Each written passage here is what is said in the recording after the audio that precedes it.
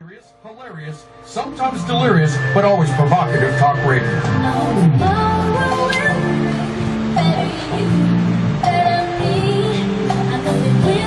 So we got to do a little head thing? Oh wait, am I the only one? Okay, you was doing it. And then you stop.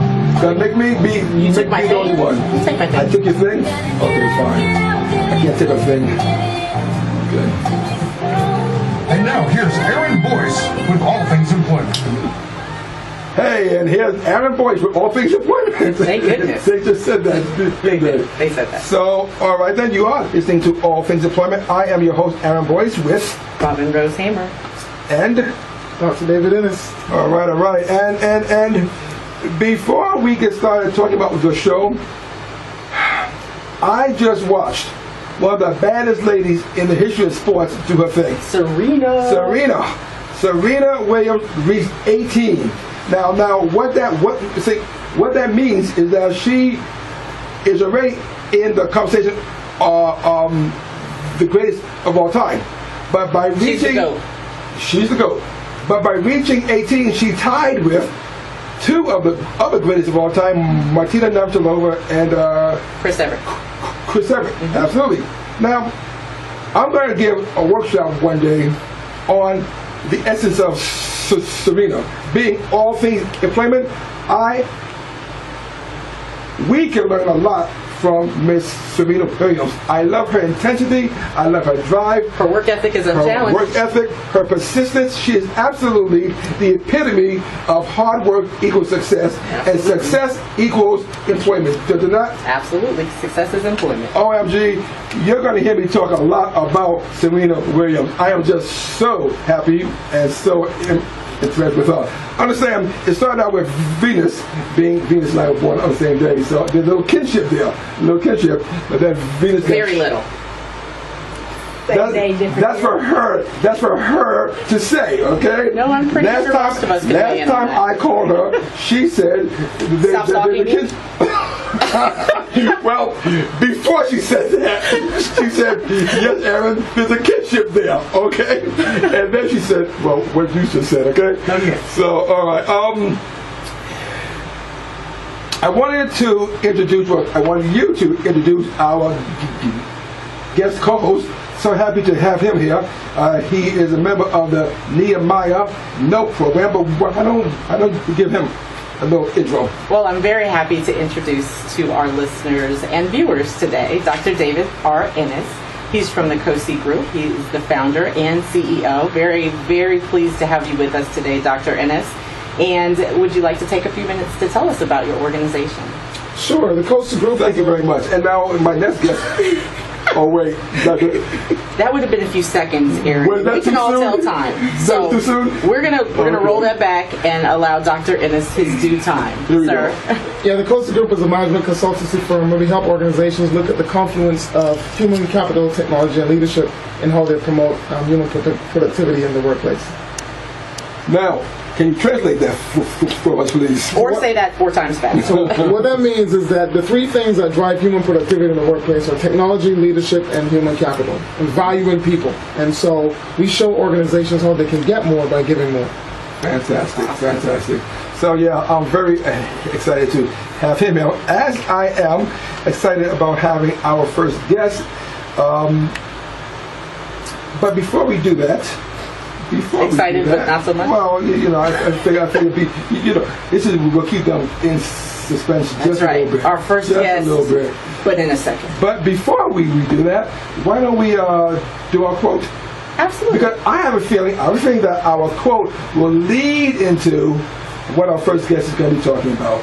It is a very apt feeling that you have today, Aaron. Okay. You are very insightful. Our quote today comes from Socrates, and it is, "The unexamined life is not worth living." And with that, I ask Mr. Aaron Boyce to invite our guest in for comments. The unexamined life is not worth living? Absolutely. Wow. We have in this room, sitting in that chair, Miss Damia Dillard LCSW with UCDMC Medical Center. She's a program manager with a hemophilia treatment center. She's been on the job for 6 years. 6 years. And I'm so pleased and honored to have it here because we're going to talk about some very good stuff. We're going to be talking about some mental health. Absolutely, and I'm pleased and honored to have her here because even beyond 6 years, me and I have been friends for a very long time. So I thank you very much for coming with all of the notice and information that I gave you. I was such a good guest prepper, wasn't I? You absolutely were, and off the record, you still owe me that dinner. Damia, it's only off the record if we're not filming and recording. Oh, I'm sorry. It's on the record. And I really want to thank you for helping her with her mental health issues. So that's a good thing. Okay? That's a very that's a very good thing. But you know, let's talk about that quote though, because I don't want to just put it out there and then not discuss it. Okay. Can you say the quote again one more time? The unexamined life is not worth living. So, what does that mean to you? Why did you pick today to bring in that quote?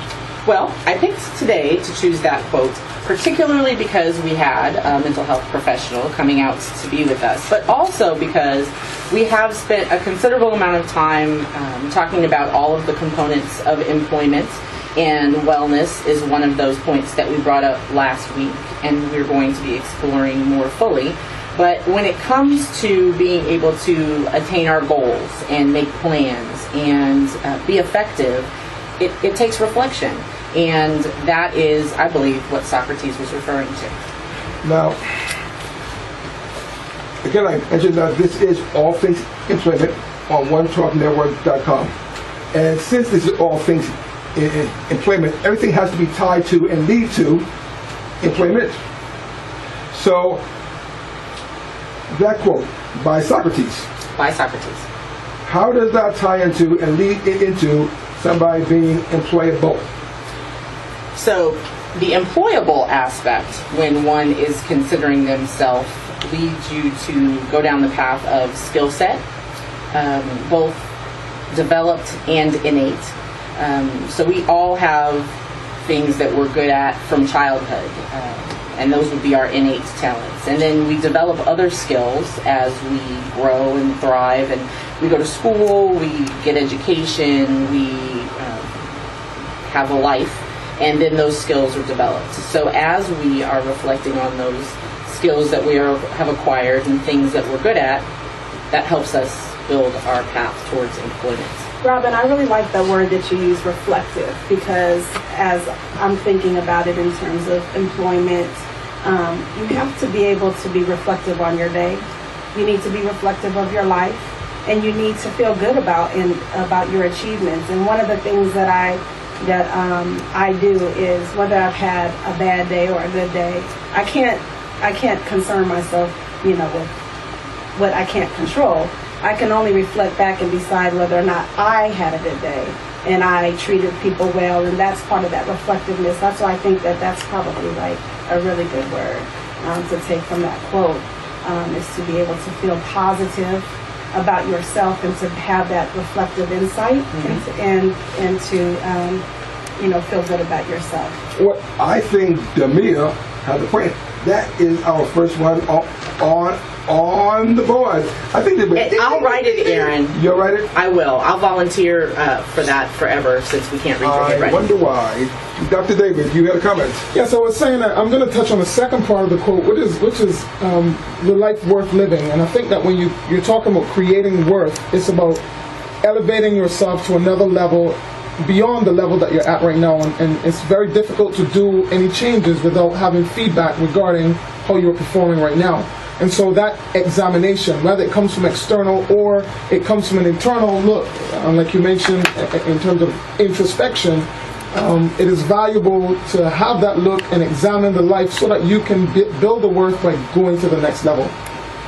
So speaking about that, I downloaded something from the Mental Health America. It's called Signs of a Healthy Workplace. So I want Ms.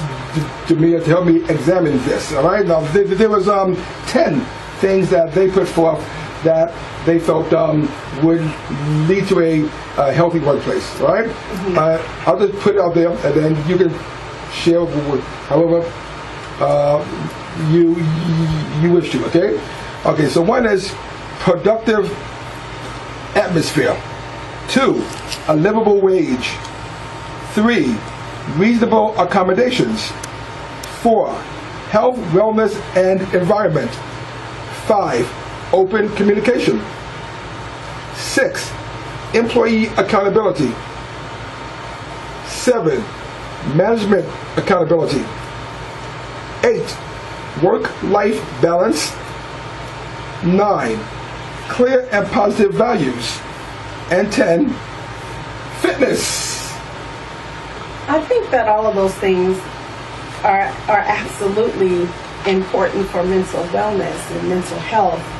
But I think that if I were to back up a little bit and just start from the beginning, for me, I think that you have to go into anything you do with the proper perspective.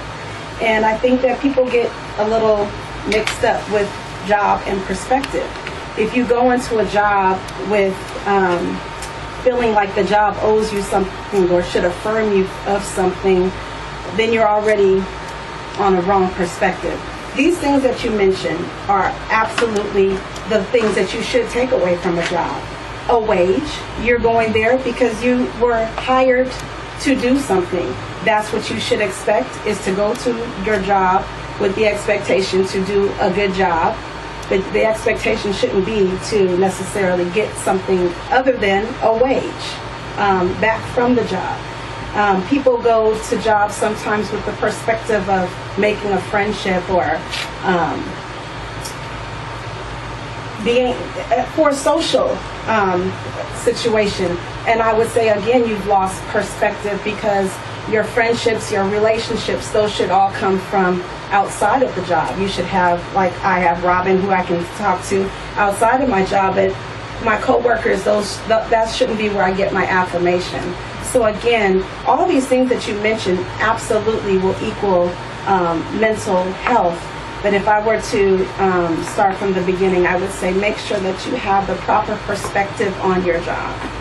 I also want to comment on what you said regarding intrinsic and extrinsic relationships as it relates to work, because that work-life balance is found to be unstable frequently when people are getting too much of their extrinsic value from their job. Absolutely. If you don't develop great relationships outside of your workplace boundaries, and create very good boundaries at work in terms of not providing too much personal information and or involving your workmates in your personal life too heavily, it could cause a huge imbalance. Absolutely. That's where you get that whole water cooler talk, where Exactly. you feel like you're not a part of the group if you're not participating in the water cooler talk. Mm-hmm. And then you end up going down a road and spiraling into conversations that are not non-productive, and that can create dynamics in your job that really should be reserved for your community, your church, whatever gives you that value.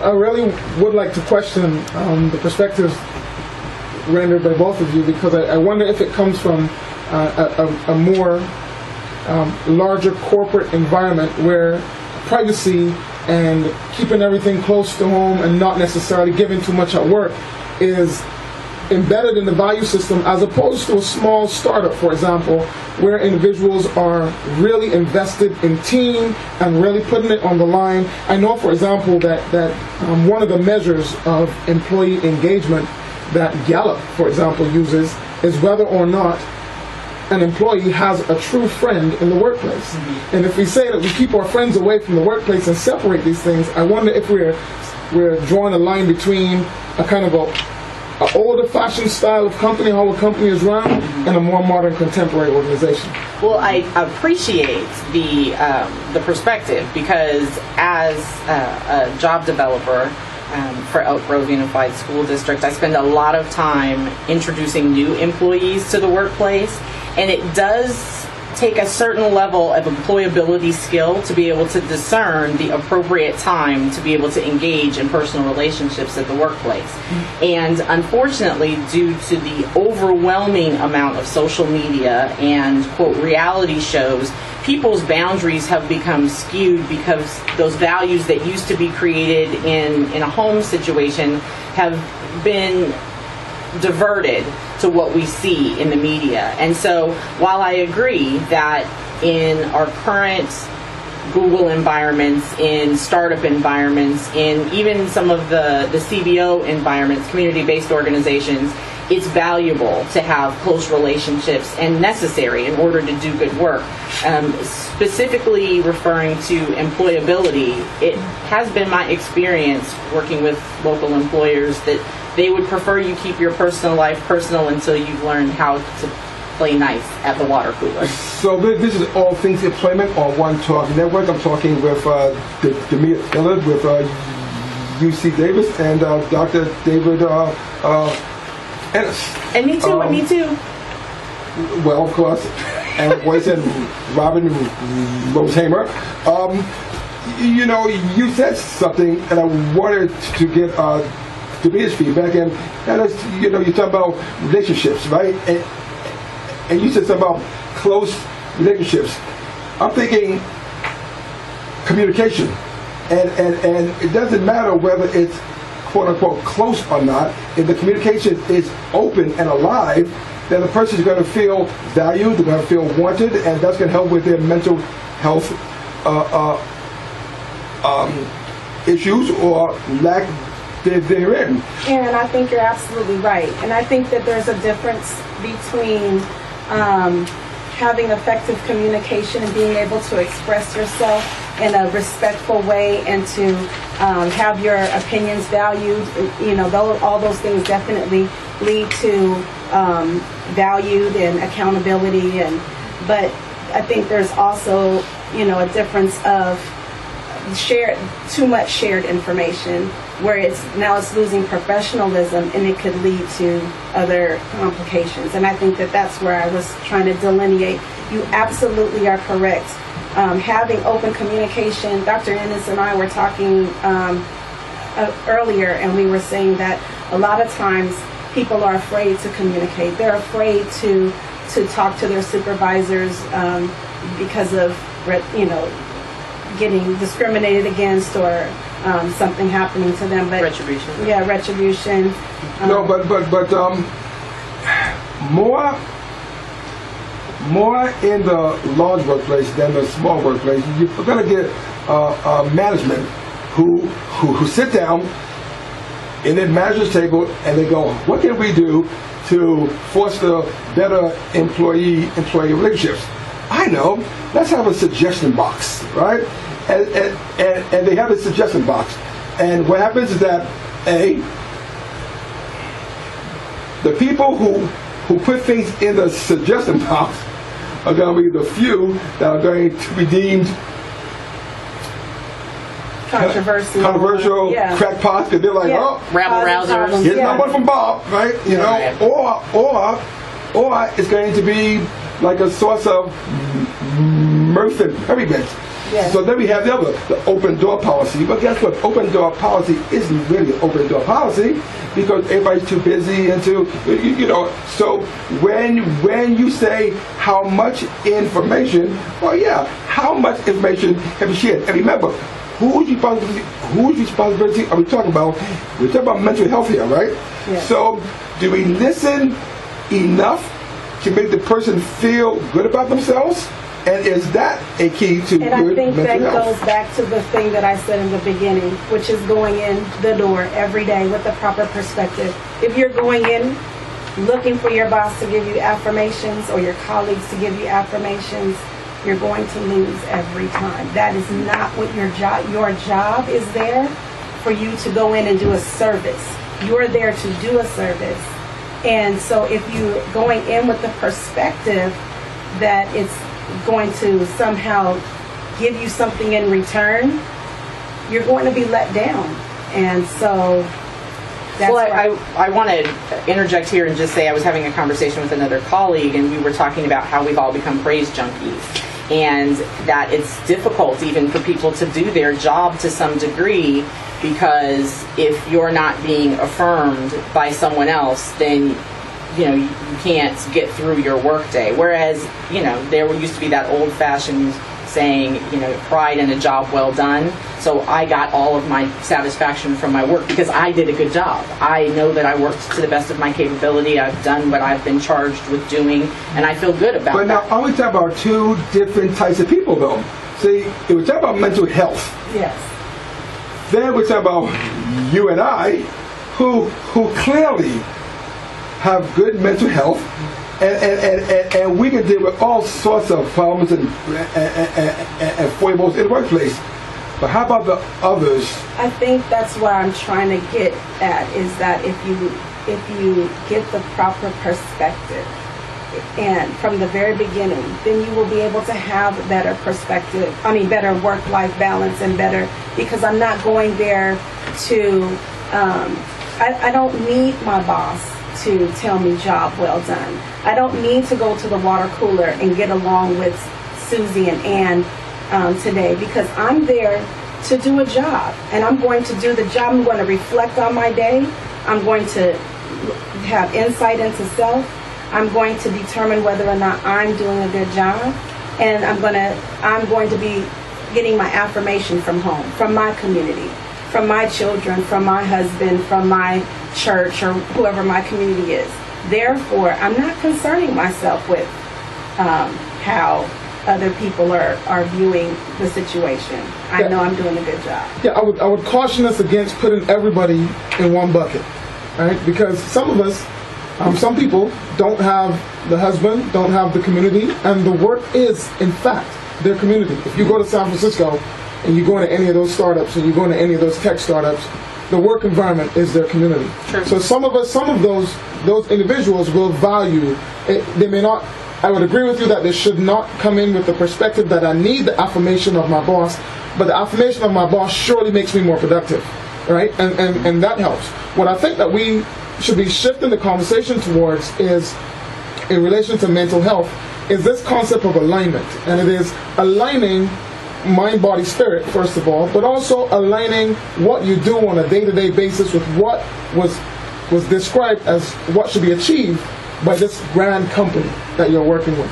And so once we start to get this alignment, you feel like you're a piece of the puzzle and not just a drop in the bucket.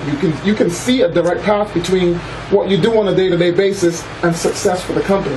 That, I think, is a universal driver for all these groups that we're talking about. And I think that you're, Dr. Innis, speaking largely to that last bullet that Aaron mentioned, which is fitness. And we could talk about that as a physical fitness. We could talk about that as emotional fitness. Or fit. Just being fit, the wholeness of oneself. So I agree then that the list is true. We agree with the list. No, the list is absolutely true. The list is true. So you'll be able to find the list on our Facebook page. You can find us on All Things Employment on Facebook, and you're listening to us this evening on One Talk Network. We are All Things Employment, and we thank you for listening. This will be available on YouTube also at All Things Employment, no spaces. And if you have comments or concerns or questions, or you just want to put it out there, keep it real, you can do so at allthingsemployment@gmail.com. allthingsemployment@gmail.com. Keep it real, because that's what we want. Speaking of perspective, I'd like to give our listeners some perspective about what we've got coming up in the next half hour. All right. We've got an amazing tutorial coming up by Mr. Aaron Boyce. It's going to be amazing. It's amazing. It's entitled ProVac. Don't try and figure that out on your own. And then we've got Who's Hiring and Think About It. So you don't want to walk too far away from your radio. In fact, carry it with you wherever you go, because that's what's coming up in the next half hour. Well, understand, the Who's Hiring is about jobs.